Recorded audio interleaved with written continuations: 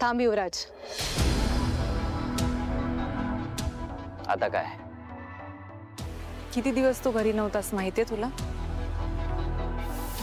घरच्यांचे चेहरे किती दिवसांनंतर बघतोस तू?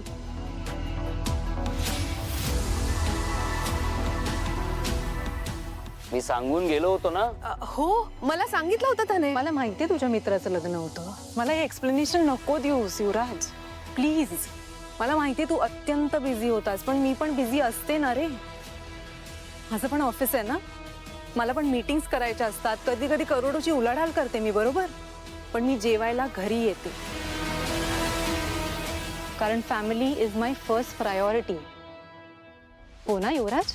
मित्र, टाइमपास हे सगळं ठीक आहे रे, हा आयुष्याचा एक भाग आहे, पण आपली फॅमिली, त्यांनी आपल्या आयुष्याला अर्थ मिळतो. हे मी किती वेळा सांगितलं युवराज तुला.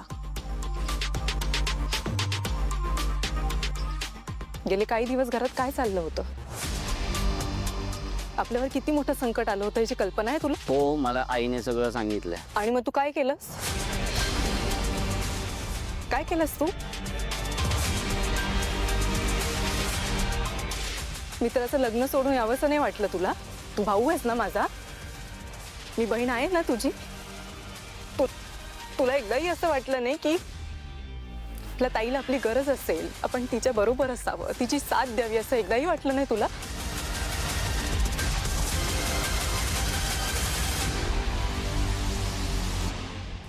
युवराज, आय एम सॉरी ताई, आय एम सॉरी. सॉरी नकोय मला.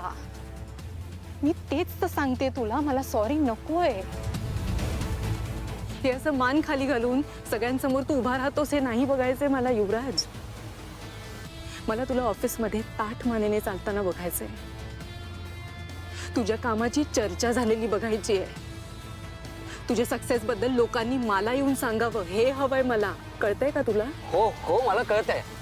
ओके, मला सगळं कळतंय. तू सुधारणार नाहीयेस ना? ठीक आहे, तुझ्यात सुधारणा व्हावी, तू जबाबदार व्हावंस, ह्याच्यासाठी एक शेवटचा निर्णय घेतलाय मी. तुझं लग्न करायचा निर्णय घेतलाय.